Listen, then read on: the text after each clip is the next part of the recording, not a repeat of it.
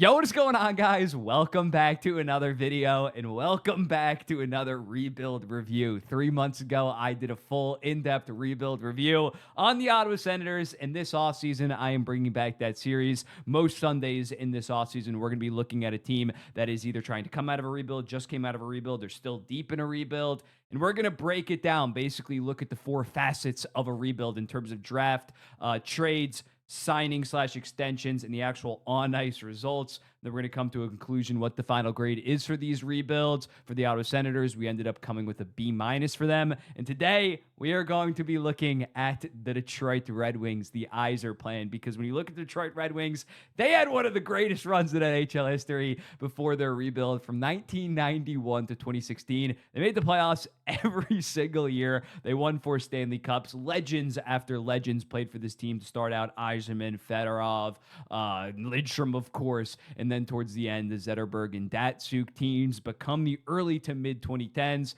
It just ran its course. They were no longer able to find Datsuks and Zetterbergs in like the 6th and 7th round, and they kind of just petered out. Ken Holland could not survive in a salary cap world, and as a result, they had to fully blow it up. Ken Holland, after 3 straight years in the 70s, 70-point range, ended up leaving for Edmonton.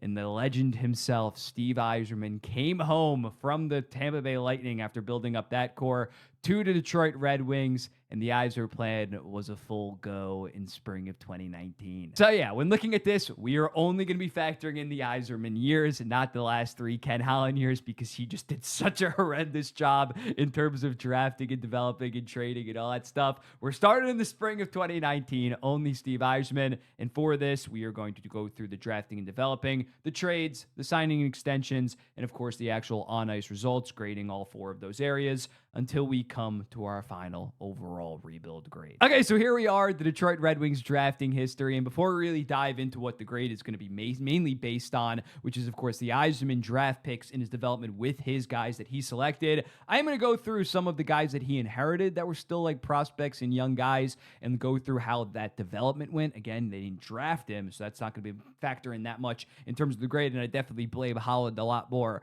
for the drafting of these guys. But yeah, Zadina and Veleno did not work out for Detroit, unfortunately. Rasmussen turned into like a meh bottom sixer for the most part. Joloski, Roenick was already a pretty solid player in his rookie year before Yzerman even got there, 23 points in 46 games, but he did develop a decent amount to the point where in that final season, he was able to trade him for a haul, which we'll talk about later. Other guys, Svechnikov was just a bad pick. Dylan Larkin was already a stud. Unfortunately, that wasn't really Yzerman. As you can see, 73 points in 76 games by the time that he got there. So yeah, those are just guys before him. Not exactly great development, but also the drafting was pretty horrible.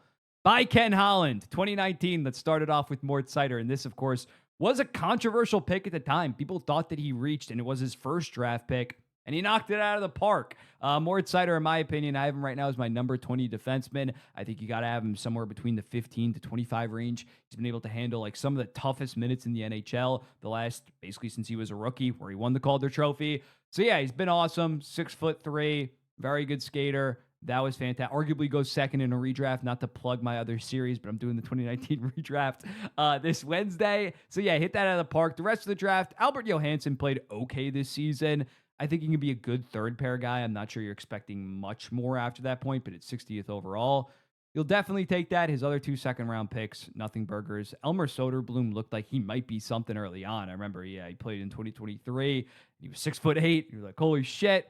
Had 11 points in 26 games, but yeah, the AHL production isn't overwhelming. Maybe he can be a decent bottom sixer, 159th overall. I'm not saying he needs to turn into something to be worth the pick. In 2020, another guy that he hit in terms of his top 10 picks, Lucas Raymond. This was a lot more consensus of a pick at the time. He was viewed as the 4th or 5th best player after that top 3. And yeah, another guy, amazing rookie year, and now has developed into one of the best playmaking wingers in the NHL. Yeah, back-to-back great seasons. So at 4th overall, a true near franchise winger. Maybe can end up being a 90 to 100 point guy, top 30-ish player in the NHL at 4th overall. You take that all day of the week. Wallander, we'll see with him. Could be a solid defensive defenseman. But much like 2019, you hit on your lottery pick. Outside of that, you maybe pick up a defenseman that can be an everyday NHLer. But besides that, nothing else. And especially when you had two other second round picks, two other thirds, two other fourths, you would have liked to pick up another NHLer. But at the end of the day, when you're doing your rebuild, you got to get those franchise players. We talked about that a lot with Ottawa. So it's still a solid draft. We move on to 2021, where it looks like he hit on another top 10 pick. This, of course, being Simon Edvinsson, an even bigger defenseman, 6'6", 210 pounds. Very good rookie year, a lot of which playing alongside Moritz Seider. Moritz Seider's best defenseman partner of his career by a long shot. Wallman was actually pretty solid that one season, but they were awesome. He tore up the AHL. Edvinsson looks like he's going to be a very good top pair defenseman. Maybe not as good as Moritz Seider, but it's looking like he's going to be worth that 6th overall pick. So as of right now, he's 3 for 3 out his top 10 picks. Sebastian Cossa, a little bit shocking at the time, traded up to get him.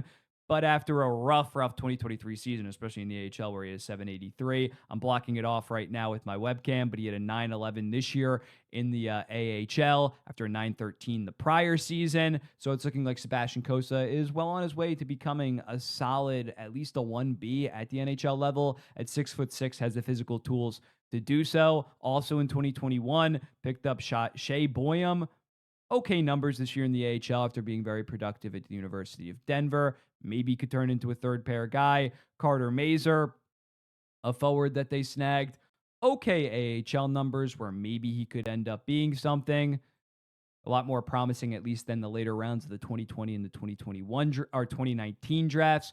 Moving on to 2022, Marco Kasper really was a breakout this season for Detroit Red Wings after having okay numbers in the AHL, went for basically those exact same numbers at the NHL level, 37 points, 19 goals in 77 games, and looks like he might be able to fill the void that they've kind of had throughout the entire Yzerplan of that number 2 center behind Dylan Larkin. Not as much of a sure thing, in my opinion, as Simon Edvinsson or the other two guys that were top 10 picks, but trending towards he's at least going to be an okay overall pick. You set that floor last year. Looks like he's going to be at least a 50-ish point guy going forward. Dylan James sadly did not really turn into something, only 22 points in 38 games at the NCAA level. But Dmitry Buchnelikov looks like he could be that late round steal. You look at why Tampa turned into what they are. It's because they got a Russian in the late second round, Dmitry Buchnelikov. What he has done in the KHL the last 2 seasons, he is undersized, but it's pretty impressive at 21 years old to be that productive in the KHL. Damn good pick by Steve Yzerman. Also, Amadeus Lombardi looking very good this year in the AHL. 40 points in 44 games. So now he's starting to cook. Now he's starting to find some mid to late round, more so mid, kind of steals. Moving on to the 2023 draft. I was not the biggest. I didn't like Nate Danielson at 9th overall, but I had him in like the 14th to 18th overall range. Okay, first season in the AHL. Not the most impressive WHL numbers, but he's definitely more so known as a two-way forward. I think he can be a great third-line center, especially now that Marco Kasper's looking like he's seizing the second-line center role. But it's more so this 2023 draft, what they got at 17th. The pick, I always say, if the picks were flipped, you'd be like, what a great draft by Steve Yzerman. The fact that they selected Danielson 9th, it makes it a little bit confusing. But yeah, Axel Sandin Pellikka fell to them. He has been improving so much the last couple years in the SHL. 29 points in 46 games this year. The World Juniors, 10 points in 7 games. And the prior year, 6 points in 7 games. He is looking like a special offense defenseman and an eventual top power play guy.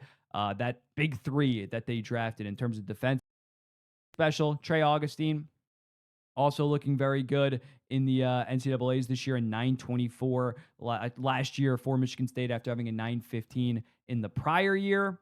So 2023 draft also looking pretty solid. Emmett Finney's a guy that they snagged that was very productive this year in the WHL in 2023 in the 7th round. So a couple guys later on that he's able to find. 2024, Michael Brandt-Segnigard, not the best year in the SHL. Maybe the one pick that is not aging too great right now. Max Plant, very good this year at the NCAA level. 28 points in 23 games. 47th overall, good at the World Juniors. And then we move on to 2025. I really like the Carter Bear pick personally. Tore up the WHL this year. That ideal two-way, not afraid of physical contact. When looking at the drafting and developing of the Detroit Red Wings, I think I'm going to go with a B+ when looking at it. Seider and Raymond, awesome picks in 2019 and 2020. The rest of those drafts, not so amazing in terms of producing everyday NHLers at this point. Edvinson looks solid. Outside of Danielson and Nygaard, nothing looks like too bad. And even those guys still 2023, 2024 draftees. They got Palika. They've drafted two pretty solid goalies, although they were drafted pretty high. And it's looking like that they might have some potential later round steals when looking at Buchnikov, when looking at, of course, Amadeus Lombardi and Max Plant. So it's solid. I would definitely say closer to an A- than a B. But I think a B+ is fair. It's not like they've for sure knocked out any part. They don't have any like surefire second round picks that turned into absolute studs or something like that. They're still mostly prospects, so I can't fully go to that A-. But I think a B+ is fair. Again, his first three drafts, it's looking like he did solid with his top 10 picks. B+ for Detroit in terms of drafting, developing. And again, when you factor in the developing of the prior guys, those were Ken Holland guys, but none of those guys turned into real impact guys compared to what he inherited. Hronek and Larkin already good players. So that's where I'm at on drafting and developing. I think a B+ is fair. Moving on to the trades. He has definitely made a lot of trades throughout his tenure. The first trade being he got a second round pick to basically take on Mark Stahl. He eventually used that pick to move up in the Sebastian Cossa trade, which we'll talk about later. But yeah, weaponizing his cap space. Good job by Steve Yzerman. You got 2 second-round picks for Andreas Athanasiou, which was an awesome deadline deal. He did not pan out for the Edmonton Oilers. The 2021 second-round pick he later traded for Nick Leddy, but the 2020 second-round pick turned into Brock Faber. The only problem is they traded back from that pick and eventually took Niederbach. His first major trade was when he traded away Anthony Mantha for Jakub Vrana, a first and a second-round pick. And this turned out to be a pretty damn good deal for him, considering both of these players basically immediately fell off in their new homes for various different reasons. So he basically picked up a first and a second round pick. He used that first round pick to eventually trade up for Sebastian Cossa, as well as that second round pick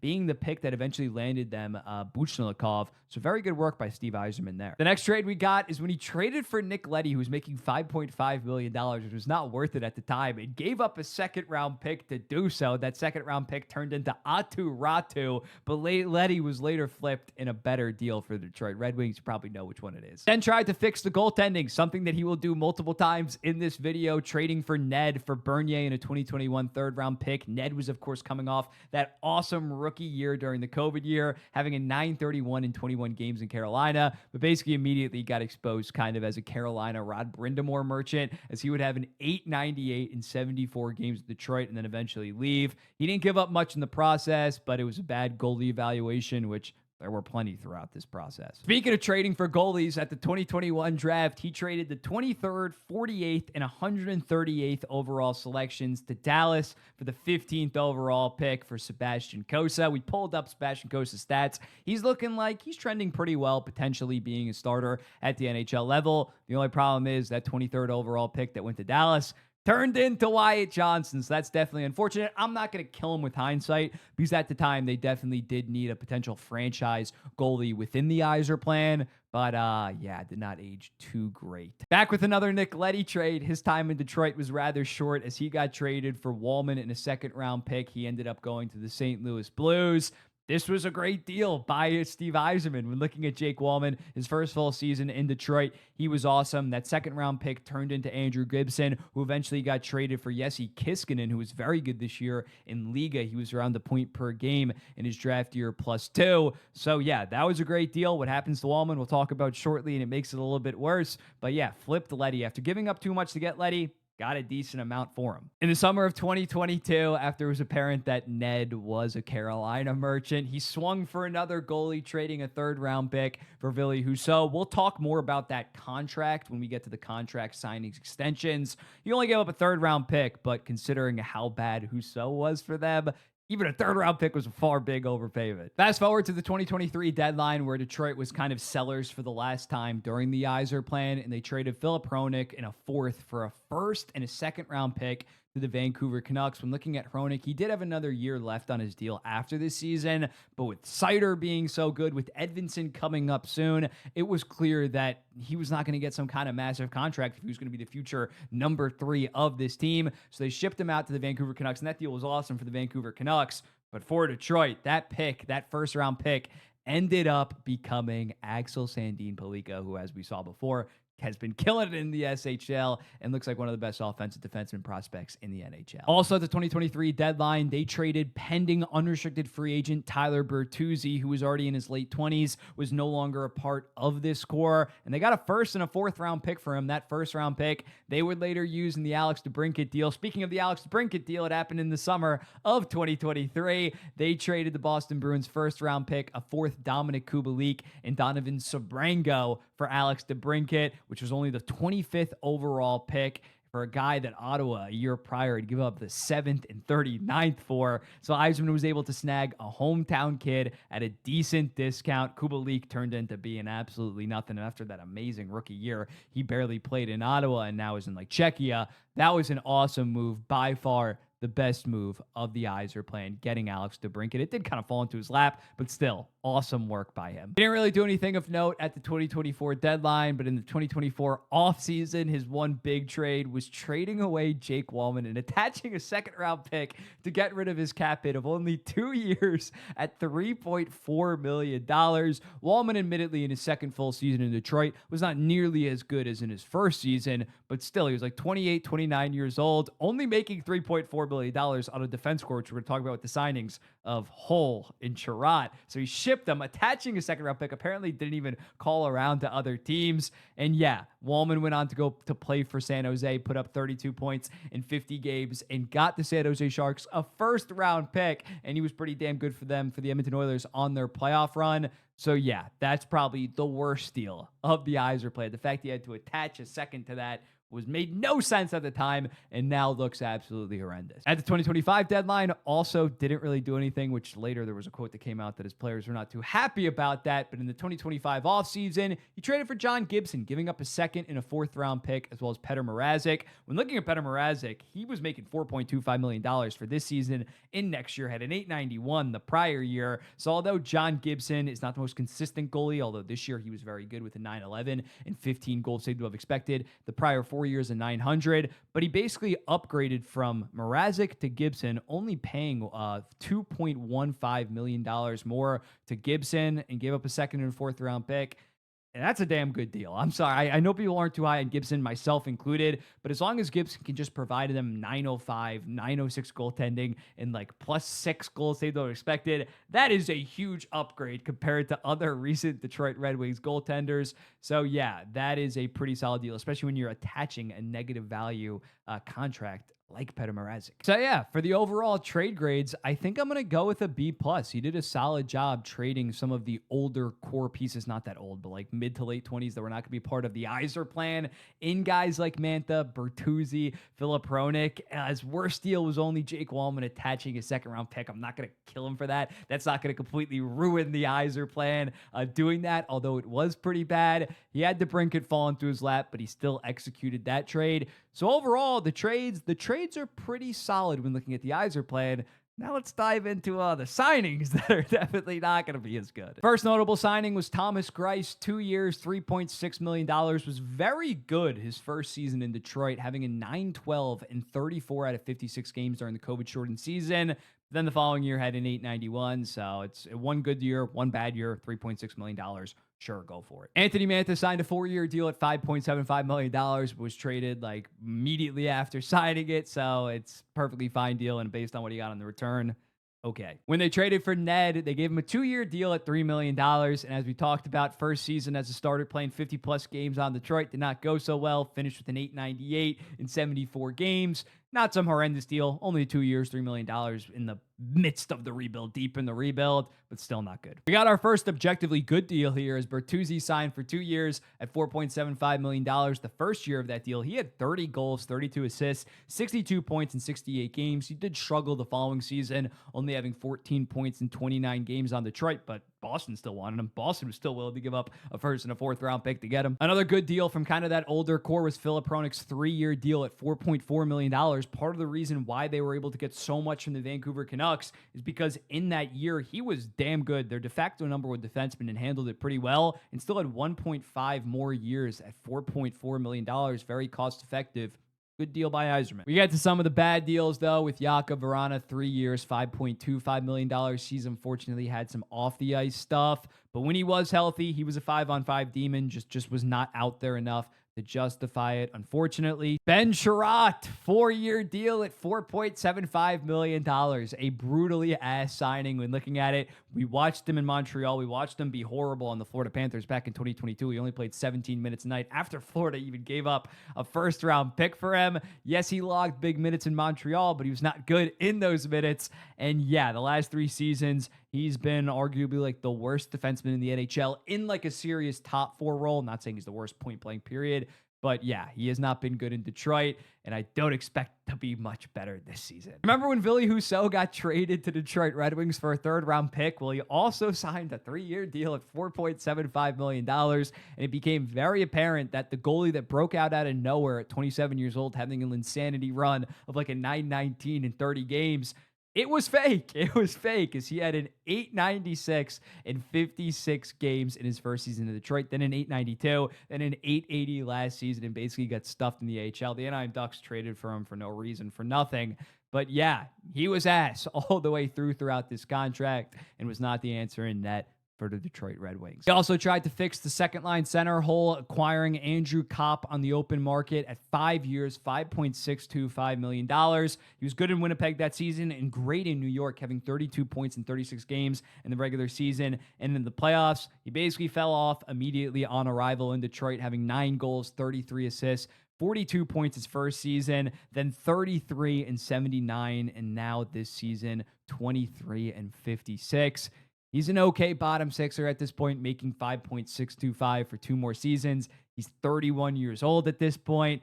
Not a good signing by Yzerman. He re-signed Jake Wallman, though, 3 years, $3.4 million. That's a pretty good deal, or at least it was for the San Jose Sharks and the Edmonton Oilers, as they shipped him off after one kind of down year.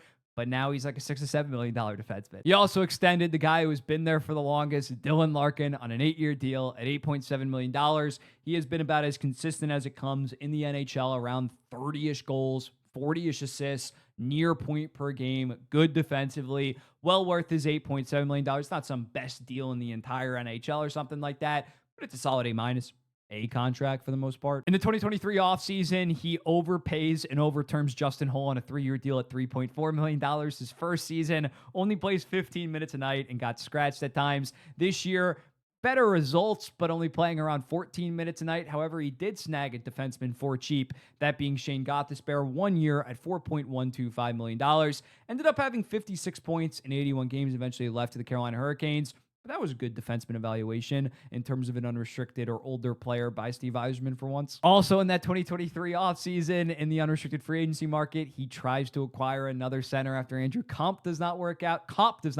Sorry, I'm thinking about JT Compher, who he signs on a 5-year deal at $5.1 million, coming off a great 52-point season. His first year, he has 48 points and was an okay defensive kind of 2C, low-end 2C. This year, though, 31 points in 73 games. Just not quite worth the contract. An okay 3rd-line center, but not exactly $5.1 million. After trading not much to get Alex DeBrincat besides the 25th overall pick, he also locks him up on a 7-year deal at $7.875 million. A solid first year, and this year getting back to his goal-scoring ways, his high-end goal-scoring ways. 39 goals, 31 assists, 70 points, easily around a low $8 million winger this season as the salary cap continues to go up, should be an 8.5 and then eventually a $9 million player. Wish that they got a little bit more term on this, because he's probably going to want an 8-year deal at like 9.5, $10 million when it's done. But this is an awesome surplus contract, no doubt. At the start of the 2023-2024 season, he brings in Alex DeBrincat's former teammate, Patrick Kane, of course, on a 1-year deal at $2.75 million. Kane in that first season, 20 goals, 27 assists, 47 points in 50 games. Following season locks him up on a 1-year deal at $5.75 million, and he has 59 points in 72 games.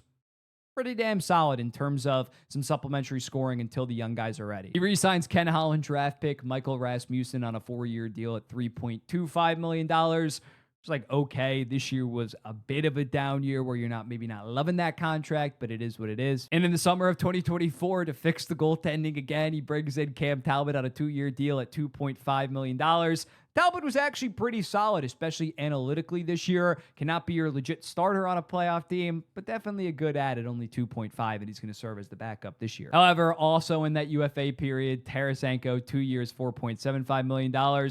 He was brutal this year, 33 points in 80 games. dog shit analytics, especially defensively. Played like a $2 to $2.5 million player, and they thankfully didn't have to give up anything to dump him, but they traded him for future considerations to the Minnesota Wild. And then we got our extensions. Lucas Raymond, 8 years, $8.07 million. I don't know how you don't absolutely love that, even coming off the 72-point season. He built on top of that, but even at the time, it was an awesome extension. Should be a $12-ish million guy throughout his prime. In Moritz Seider, 7 years, 8.55. Really got back on track. He was still good in prior years, but had probably the best year of his career this year. Legit number one defenseman.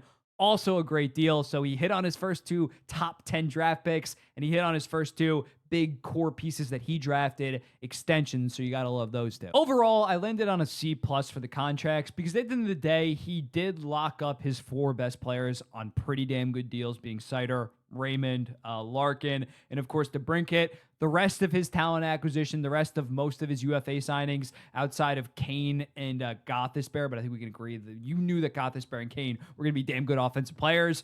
It's pretty horrible. Like it is pretty horrible. Like at the time we knew some of these deals were complete ass, like Sherratt, like Hull, like even Husoa is like that much to a guy that's so unproven. Like there's some pretty goddamn bad deals in this. Comfer, Cop look pretty bad.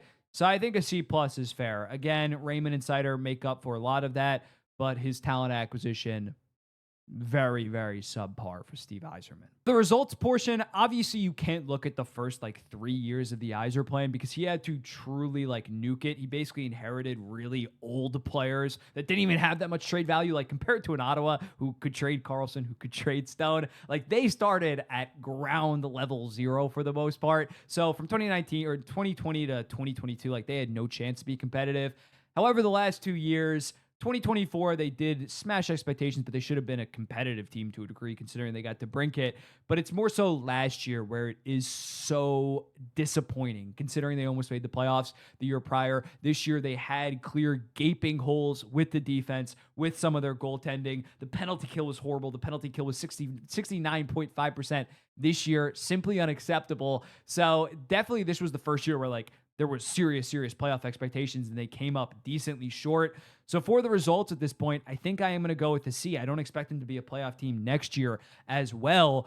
So yeah, it's definitely been underwhelming, and they have made win now moves basically the last 2 to 3 off seasons in terms of trying to make the playoffs. So I think a C is pretty valid. At this point, the Montreal Canadiens have passed them. The Ottawa Senators heading into next year look like a better team.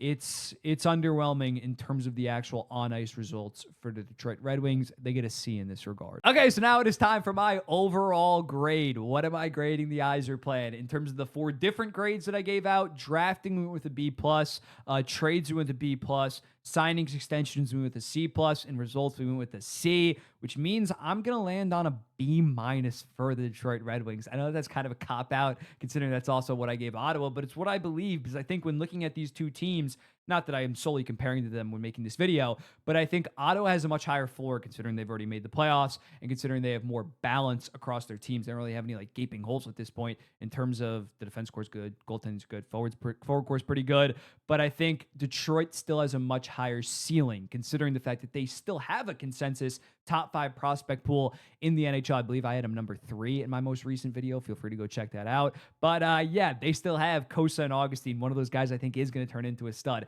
ASP in terms of that defense core could really take it to the next level, especially once Edmonton also gets into his prime. In terms of the forward core, Marco Kasper has a lot of growth. Carter Bear I'm very high on. Buchnikov could be special. Compared to Ottawa, it's like if Tim Stützle and Sanderson take huge jumps and become superstars, yeah, they're going to be a legit contender, but they really don't have much remaining in their prospect pool because of a guy like Yakimchuk is their top prospect, and I'm not even that high on him. So yeah, when looking at it, I think a B- is fair.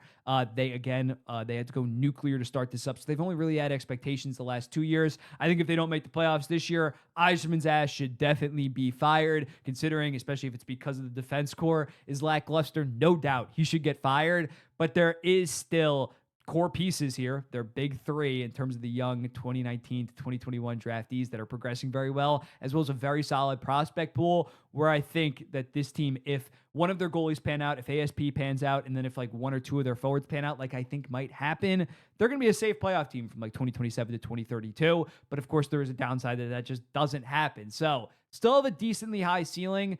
because again, with this rebuild, it really was scorched earth for the first 3 to 4 years. But yeah, I think it's a little bit overhated, if I'm going to say that. Like, it's tough for the Detroit Red Wings. Eisman definitely deserves some criticism, but there is a foundation for this team to be a high level team in the next couple years. So I think a B minus is fair. There's a lot to criticize, but there still is decent potential. The Yzerplan is not absolutely cooked. They just, that 2024 season was in a way ahead of schedule and kind of gave people unreal expectations about the team. I never thought that they were that good. I thought they were going to suck last year because of that defense core, but they do have pieces within their prospect pool to improve over the next couple of years. But let me know in the comments. What do you think about this video essay? Who do you want me to do next? There's a bunch of teams. I'll probably put up a poll or something going through it.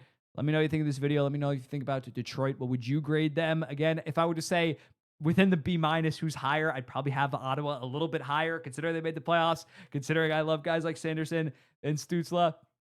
But yeah, at this point, I think they're about the same grade. They're definitely on the same level. I think a team like Montreal would be getting higher than a B minus in the Atlantic Division. But let me know in the comments. What do you think? I'll be seeing the next one. Peace.